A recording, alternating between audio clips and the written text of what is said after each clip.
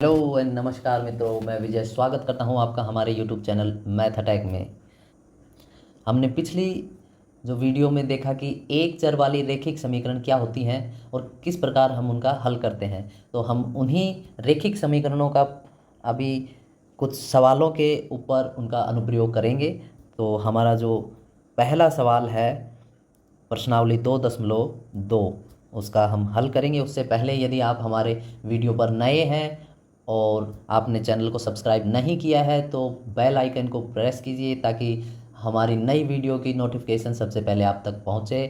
तो चलिए शुरू करते हैं। हमारा पहला सवाल है, अगर आपको किसी संख्या से 1/2 घटाने और परिणाम को 1/2 से गुणा करने पर 1/8 प्राप्त होता है तो वह संख्या क्या है। तो ऐसे सवालों में हमें क्या होता है, हमें मैथ में यही काम करना रहता है कि जो चीज़ हमें पूछी जाती है हम उसको मान लेते हैं। तो हमें जो संख्या ज्ञात करनी है हम पहले उसको मान लेते हैं कि मान लीजिए, माना जो संख्या है वो है एक्स।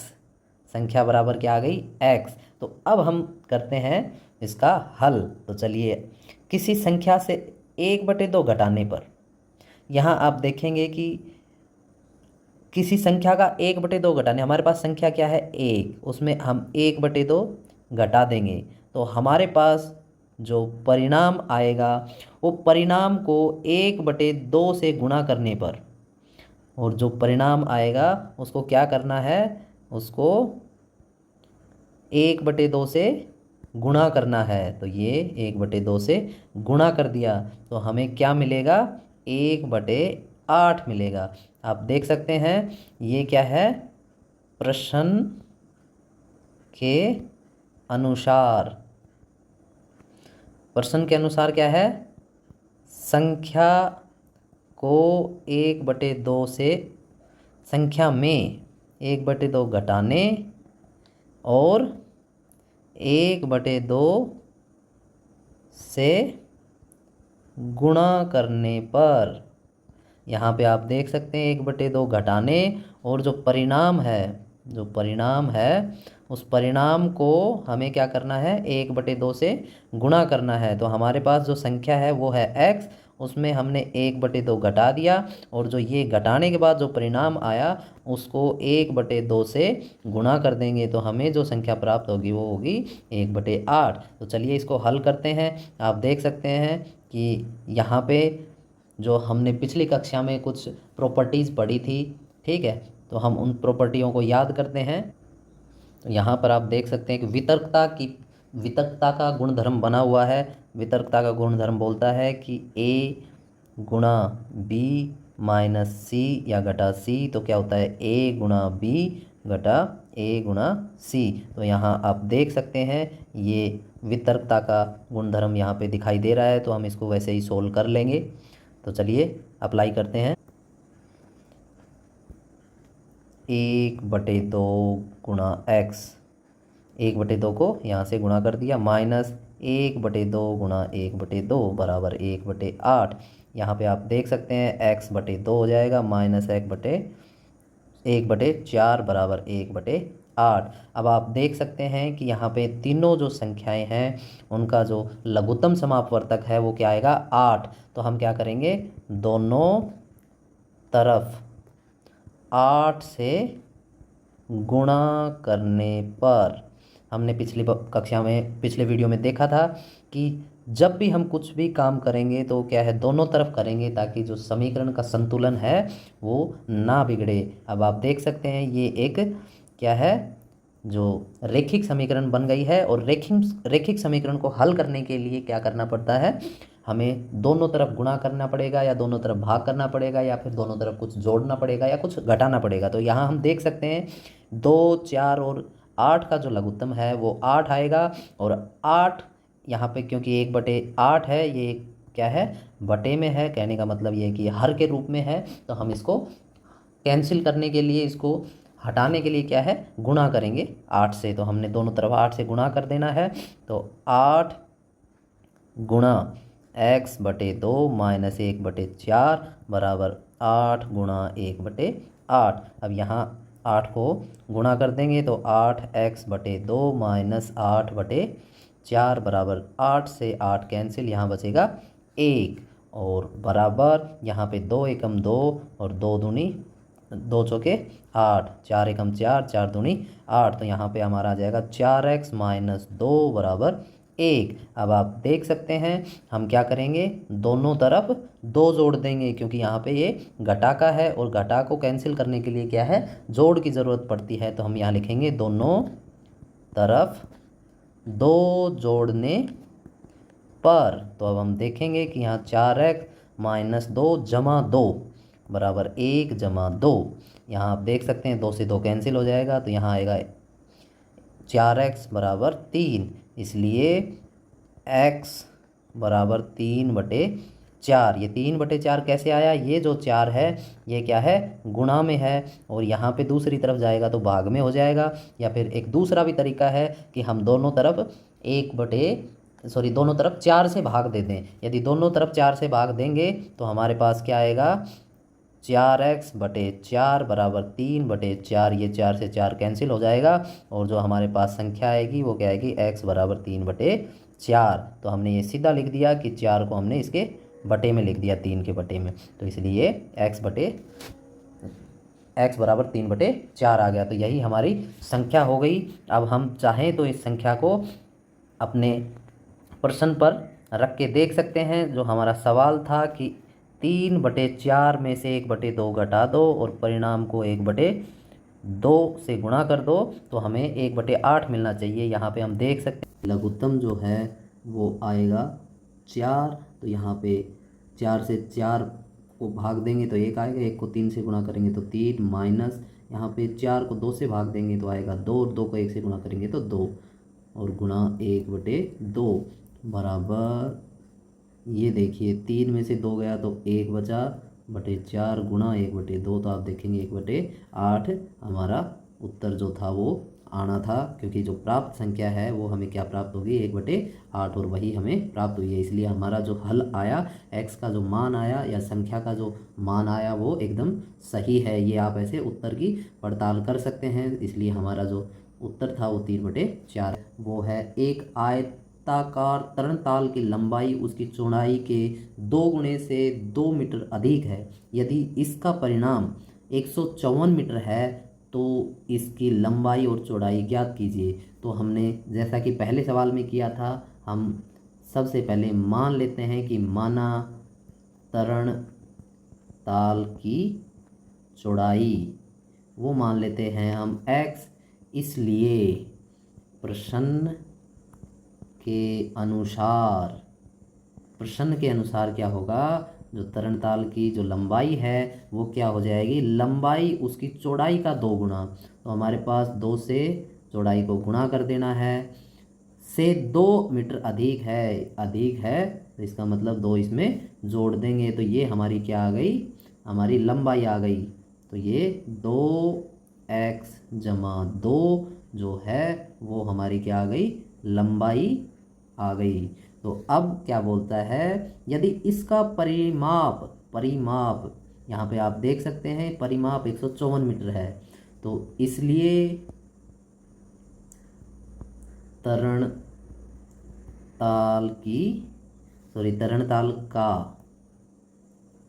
तरणताल का जो परिमाप है वो परिमाप क्या होता है, परिमाप होता है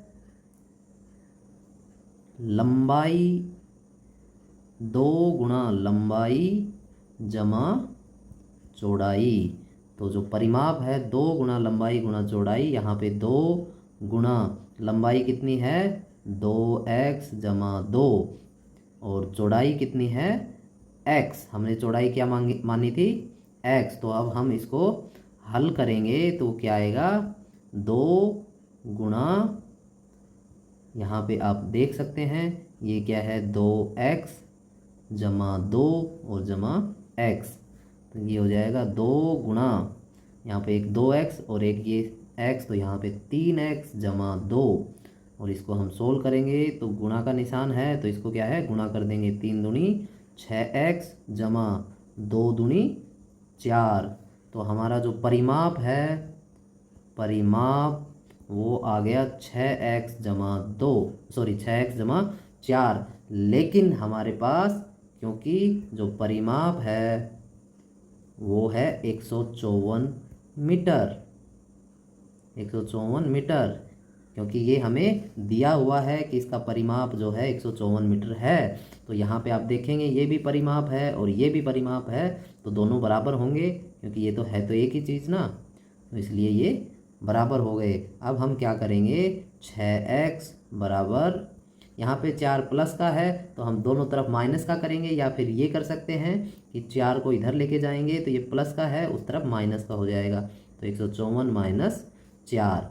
आप ऐसे भी डायरेक्ट लिख सकते हैं, शॉर्टकट लिख सकते हैं। यदि आपको शॉर्टकट पसंद नहीं है तो आप लिखेंगे दोनों तरफ 4 घटाने पर, फिर 4 यहाँ पे आप घटा देंगे और यहाँ पे घटाएंगे तो यहाँ पे तो ये आएगा, और इसमें जब घटाएंगे तो ये 4 से 4 कैंसिल हो जाएगा, तो क्या बचेगा 6x बराबर 154 माइनस 4। अब 6x बराबर यहाँ पे 154 माइनस 4 क्या हो जाएगा 150, और x बराबर आएगा यहाँ पे, क्योंकि ये गुणा में है तो बराबर के दूसरी तरफ भाग में चला जाएगा, या फिर आप दूसरी तरह से भी कर सकते हैं कि दोनों तरफ 6 से भाग करने पर, क्योंकि यहाँ पे ये गुणा में है तो आप दोनों तरफ भाग करेंगे तो जब इसके नीचे 6 लिखेंगे तो वो कैंसिल हो जाएगा, और इसके नीचे 6 लिखेंगे तो वो ऐसे आ जाएगा। 6 एकम 6 और 6 दूनी 12, और फिर बचेगा 3 तो 30 हो जाएगा, 6 पंजू 30, 25 छिके 150, तो x बराबर आ गया हमारा 25। तो ये क्या था, जो x क्या था वो था चौड़ाई तरणताल की, इसलिए चौड़ाई आ गई। अब हम लंबाई भी निकाल लेंगे। लंबाई क्या थी, चौड़ाई का 2 गुना, तो यहाँ 2 गुना 25 और उससे 2 अधिक, तो यहाँ पे 25 दूनी 50 जमा 2, तो कितना हो गया 52। तो हमारी जो लंबाई है वो 52 आ गई, और जो चौड़ाई है वो कितनी आ गई 25, और यही हमें ज्ञात करना था। तो अगला सवाल देखते हैं। एक समद्विबाहु त्रिभुज का आधार 4/3 सेंटीमीटर है और उसका परिमाप 4 सही 2/15 सेंटीमीटर है। उसकी 2 बराबर भुजाओं की माप ज्ञात कीजिए। आपको पता है ये सवाल नंबर 3, समद्विबाहु त्रिभुज क्या होती है, जिसकी 2 भुजाएं बराबर हों। सम मतलब समान, द्वि मतलब 2, बाहु मतलब भुजा, जिसकी 2 भुजा बराबर हो, ऐसा त्रिभुज को क्या बोलते हैं, समबाहु त्रिभुज कहते हैं। तो यहाँ पे आप देख सकते हैं समबाहु त्रिभुज का आधार जो है वो 4/3 सेंटीमीटर है, और उसका परिमाप क्या होता है कि इसकी तीनों जो दिशाएं हैं या तीनों जो भुजाएं हैं उनका जो जोड़ है वो क्या है, परिमाप होता है। मान लीजिए, माना समबाहु त्रिभुज की एक भुजा हम मान लेते हैं x, ठीक है। तो जो दूसरी भुजा है, इसलिए जो समबाहु त्रिभुज है उसका जो आधार हमारे पास है दे रखा है 4/3, इसलिए जो दूसरी भुजा है वो भी क्या होगी, x ही होगी। जो हमने ये भुजा मान ली x मान लिया, तो ये भी तो क्या होगी x ही। क्यों, क्योंकि समबाहु की जो दूसरी भुजा है वो भी x होगी, क्योंकि 2 भुजाएं बराबर होती हैं, और आधार हमारे पास दे रखा है, आधार कितना है 4/3 सेंटीमीटर। इसलिए जो समद्विबाहु त्रिभुज का परिमाप बराबर क्या होगा, 2 गुणा भुजा जमा आधार, और परिमाप हमारे पास कितना है आप देख सकते हैं। परिमाप हमारे पास दे रखा है 4 सही 2/15। आप देखेंगे कि उसका जो परिमाप है वो 4 सही 2/15 सेंटीमीटर है, बराबर 2 गुणा, एक भुजा हमने क्या मानी थी x, और आधार हमारे पास 4/3 है, आधार दिया हुआ है। तो आप देखेंगे यहाँ पे 15 चौके 60 और 2 62, 62/15, इसको हमने सिंपल कर दिया, सोल्व कर दिया, तो ये 2 एक्स हो जाएगा 2 × x 2x जमा 4/3। तो आप देख सकते हैं ये एक रेखिक समीकरण हो गई, एक चर वाली रेखिक समीकरण। आप इसको हल कर सकते हैं। कैसे करेंगे, ये देखो ये प्लस में है तो इधर जो आएगा तो ये माइनस में हो जाएगा। ये 2x बराबर 62/15 माइनस 4/3। अब आप इसका लघुत्तम ले सकते हैं। उसके बाद आपको क्या करना है, x बराबर इसको 2 से भाग दे देना है। यहाँ पे जो परिणाम आएगा उसको 2 से भाग दे देना है, तो आपको पास x का मान आ जाएगा और x से उसकी एक भुजा निकल जाएगी। तो हमें पता चल जाएगा कि एक भुजा ये है तो दूसरी भी भुजा बराबर है, तो बराबर भुजाओं का मान हमारे पास आ जाएगा। तो ये आप खुद कर लीजिएगा। अगला सवाल चौथा, दो संख्याओं का योग 95 है, यदि एक संख्या दूसरी से 15 अधिक है तो दोनों संख्याएं ज्ञात कीजिए। यहाँ पे आप देख सकते हैं कि माना एक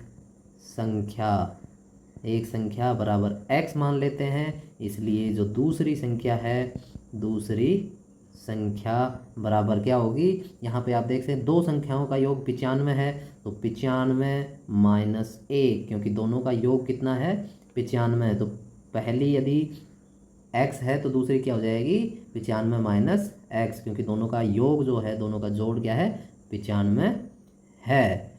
ये किस लिए 95 किस लिए, क्योंकि हमें ये दिया हुआ है। तो ये प्रश्न की पहली शर्त थी। अब हम प्रश्न की दूसरी शर्त देखते हैं। दूसरी शर्त क्या है, ये पहली कंडीशन थी, अब हमारे पास दूसरी कंडीशन है। दूसरी कंडीशन ये है कि दोनों संख्याएं, यदि एक संख्या दूसरी से 15 अधिक है। अब आप देख सकते हैं कि मान लीजिए ये एक संख्या है, दूसरी हमारे पास ये एक संख्या है, तो आप देख सकते हैं कि एक संख्या दूसरी से 15 अधिक है। आप कोई भी एक संख्या में 15 जोड़ देंगे या फिर क्या करेंगे, एक संख्या में 15 जोड़ दिया तो दोनों क्या हो जाएंगी, बराबर हो जाएंगे। तो इसलिए क्या होगा, x जमा 15 बराबर 95 माइनस x। और यहाँ पे आप देखेंगे ये x इधर आएगा और ये उधर चला जाएगा, क्योंकि हम क्या है, जो चर है उसको एक तरफ कर लेते हैं और जो संख्याएं हैं उनको बराबर के एक तरफ कर लेंगे। और ये क्या है, हम सरल समीकरण बना लेंगे, रेखिक समीकरण, और उसको हल करेंगे। तो यहाँ पे x माइनस का है, इस तरफ आएगा तो प्लस का हो जाएगा। तो ये क्या है, x जमा x बराबर, यहाँ 95 है, ये प्लस का है तो उस तरफ जाएगा तो माइनस का हो जाएगा। तो आपको पता है ये 2x हो जाएगा और यहाँ पे कितना हो जाएगा 80। 95 15 गए तो 80, तो x बराबर क्या होगा 80/2। यहाँ पे गुणा में है 2, यहाँ पे भाग में आ जाएगा, तो x बटे यहाँ पे कट जाएंगे, कितना होगा 40। तो x बराबर 40 आ गया। इसलिए जो दूसरी संख्या है वो कितनी होगी 55। क्यों होगी 55, क्योंकि एक संख्या दूसरी से 15 अधिक है। तो यहाँ पे आप देख सकते हैं ये 40 है, तो इसमें दूसरे 15 जोड़ देंगे तो कितना आएगा 55। या फिर हम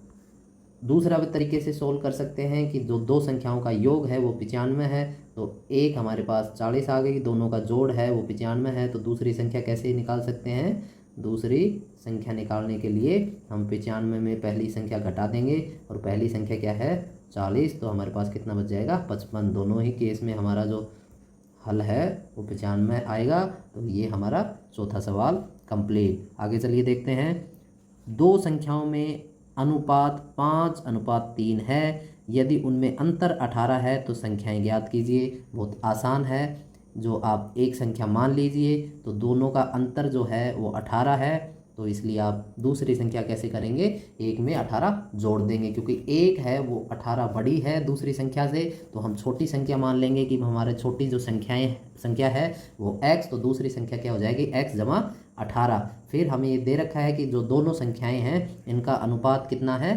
5:3, तो इसको क्या लिख सकते हैं 5/3। तो इनका अनुपात निकालेंगे। मान लीजिए हमने संख्या x मान ली, तो जो दूसरी संख्या होगी x जमा 18। अब इनका अनुपात निकालेंगे तो x/x, यहाँ पे आप देख सकते हैं क्योंकि ये 5 बड़ा है और ये नीचे 3 छोटा है, तो इसलिए बड़ी संख्या ऊपर लिखी जाएगी और छोटी संख्या नीचे लिखी जाएगी अनुपात में। क्यों, क्योंकि कभी भी जो अनुपात है, ये जो समता का निशान है, यहाँ पे क्या है संतुलन बना रहना चाहिए, क्योंकि ऊपर बड़ी संख्या है, नीचे छोटी संख्या है, इसलिए ऊपर बड़ी संख्या लिखेंगे और नीचे छोटी संख्या लिखेंगे। तो अभी आप कर सकते हैं इसको हल करने के लिए क्या करेंगे आप, इसको आर पार गुणा कर देंगे। क्या करेंगे?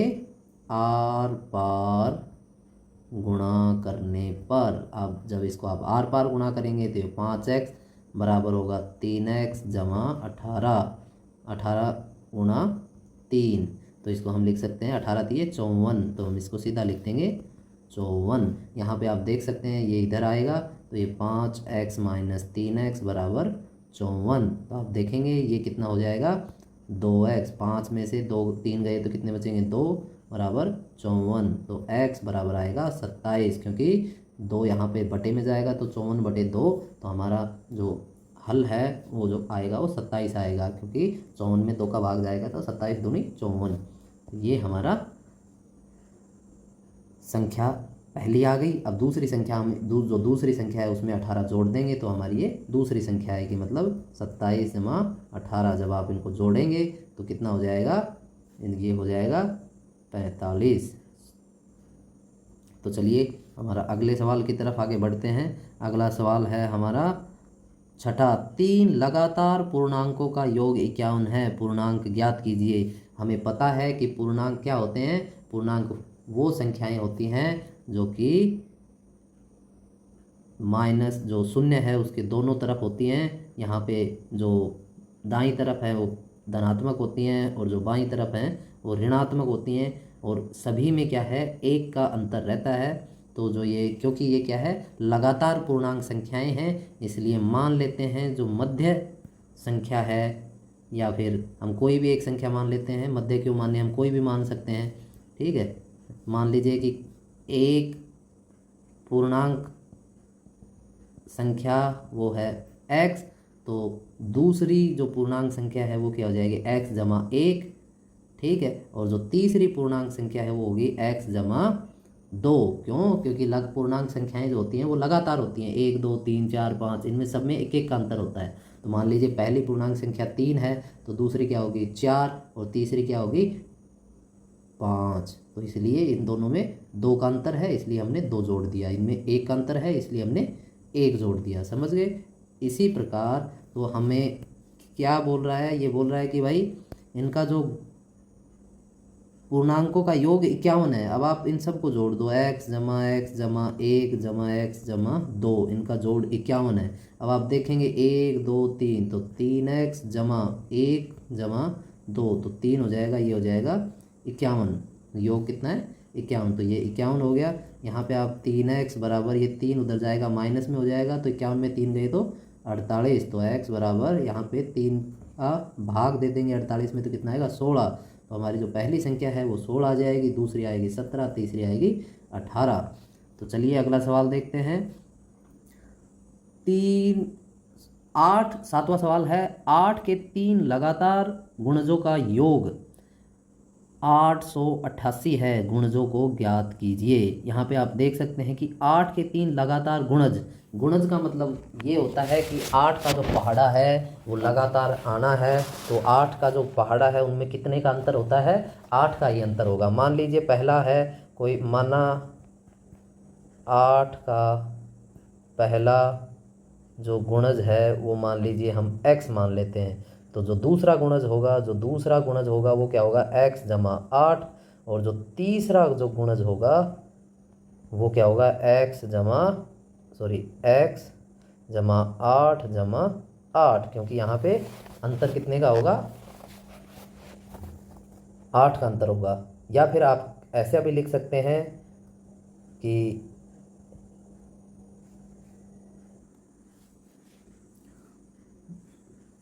तो हमारे पास 3 8 के गुणज आ गए, उनका गुणजों का योग 888 है, तो हम इनको जोड़ देंगे प्रश्नानुसार। प्रश्न के अनुसार प्रश्न क्या कहता है कि भाई तीनों का जोड़, तो x जमा 8 जमा x जमा 8, और 8 कितने हो जाएंगे? 16 बराबर 888 है। तो यहाँ पे आप देखेंगे ये 3x है जमा 8 और 16 कितने हो गए? 24 बराबर 888। यहाँ पे आप देखेंगे कि जो 3x बराबर ये 24 है, ये उस तरफ जाएगा तो इसमें से घट जाएंगे, ये आएगा 4 6 और 8। यहाँ पे x बराबर क्या आएगा 8 6 4 864/3। यहाँ पे आप कैंसिल कर देंगे, 3 दूनी 6 2 तो 3 अंठे 24, 2 और 3 अंठे 24, तो ये x बराबर आएगा 288। यहाँ पे ये हमारे पास 8 का पहला गुणज आ गया। दूसरा क्या होगा, इसमें 8 जुड़ जाएगा और तीसरा जो होगा ये आ गया हमारा दूसरा गुणज। और तीसरा जो गुणज है उसमें हम और 8 जोड़ देंगे, जमा 8 तो इस प्रकार हमारे पास पहला दूसरा तीसरा गुणज। हमारा अगला सवाल है 8वां, 3 लगातार पूर्णांक बढ़ते क्रम में लेकर उन्हें क्रमशः 2 3 तथा 4 से गुणा कर योग करने पर योगफल 74 प्राप्त होता है। तीनों पूर्णांक ज्ञात कीजिए। अब क्योंकि हमें पता है कि पूर्णांक क्या है, क्रम में है, बढ़ते क्रम में है, तो हमने पहले वाला जो पूर्णांक है वो मान लेना है। तो माना पहला पूर्णांक बराबर x, तो दूसरा क्या हो जाएगा, हमारा जो दूसरा पूर्णांक है वो हो जाएगा x जमा 1, क्योंकि बढ़ते क्रम में लेना है। और तीसरा जो पूर्णांक है वो कितना होगा, x जमा 2। ये तो हमारा पहला जो शर्त है वो हुआ। अब हम दूसरा शर्त देखते हैं, वो है बढ़ते क्रम में लेकर उन्हें क्रमशः 2 3 4 से गुणा कर योग करने पर 74 प्राप्त होता है। अभी क्या करना है, x को गुणा करना है 2 से, x जमा 1 को गुणा करना है 3 से, और x जमा 2 को गुणा करना है 4 से, क्योंकि 2 3 4 से गुणा और फिर इनका योग, तो इनको जोड़ देंगे, इन सबको जोड़ देंगे तो हमें क्या प्राप्त होगा, हमें 74 प्राप्त होगा। ये हमारा क्या है, दूसरी कंडीशन है। क्या है, दूसरी कंडीशन है। यहाँ पे आप देख सकते हैं ये दूसरी कंडीशन है। दूसरी कंडीशन क्या है कि जो पूर्णांक हैं, पहले पूर्णांक को 2 से गुणा करना है, दूसरे पूर्णांक को 3 से गुणा करना है, और तीसरे पूर्णांक को 4 से गुणा करना है, और फिर उनको जोड़ने पे हमें 74 प्राप्त होगा। तो यहाँ पे आप देख सकते हैं ये 2x है, तो ये 2x जमा 3 है, तो 3 को गुणा करेंगे तो 3x, जमा 3 को 1 से करेंगे तो 3, जमा 4 को x से करेंगे 4x, जमा 4 को 2 से करेंगे तो 8 बराबर 74। यहाँ पे आप देख सकते हैं ये 2x, ये 3x और ये 4x, तो कितना हो जाएगा, 2 + 3 5 और 4 9, तो 9x बराबर 74 माइनस ये सब उस तरफ लेके जाइए, क्योंकि हमें क्या है, एक तरफ चर रखना है और एक तरफ बाकी संख्याएं रखनी है। तो यहाँ पे -3 और -8 आ जाएंगे। तो यहाँ आप देखेंगे 9x बराबर ये कितने हैं, 74, -3 और -8 -11 हो जाएंगे, दोनों माइनस के हैं इसलिए जुड़ जाएंगे। यहाँ पे आप देखेंगे x बराबर इसमें से घटा देंगे तो कितना आएगा, 63। तो x बराबर क्या आएगा, 63/9, 9 एकम 9, 9 7 63, यहाँ पे 7 आ गया। तो जो x का मान है वो आएगा 7। तो आप देख सकते हैं x का मान 7 आ गया है। तो x का मान 7 आया यहाँ पे, तो जो हमारे पहली पूर्णांक आ जाएगी 7, दूसरी आएगी 8 और तीसरी आएगी 9। तो चलिए आज के लिए इतना ही। अगले वीडियो में हम सवाल नंबर 9 से लेके और सवाल नंबर 16 तक देखेंगे। आपको हमारा वीडियो कैसा लगा हमें कमेंट बॉक्स में लिख के बताइए। यदि आपको अच्छा लगा तो लाइक बटन पे क्लिक कीजिए और बेल आइकन को दबाना ना भूलें। यदि आप चैनल पर नए हैं तो बेल आइकन को दबाइए ताकि हमारी नई वीडियोज़ की नोटिफिकेशन आप तक सबसे पहले पहुँचे। धन्यवाद। जय हिंद।